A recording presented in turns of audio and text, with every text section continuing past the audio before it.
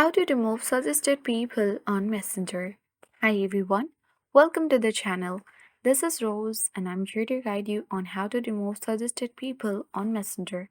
Watch the video till the end and without any further ado, let's dive right into the video. Launch Messenger app. Select search bar at top of the screen. Under suggested you can see the people on Messenger. To remove it, tap on the arrow icon at top left corner and come back to this section. Select three line icon at top left corner of the screen and select gear icon at top right corner. Scroll down. Under Preferences, locate Privacy and Safety option. Tap on it.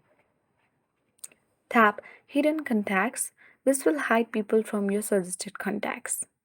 Now tap on the Add button at top right corner and here you can easily choose that particular user that you want to hide from the suggestions. So tap on Hide Contacts and this contact will be hidden from your suggested contacts section of Messenger.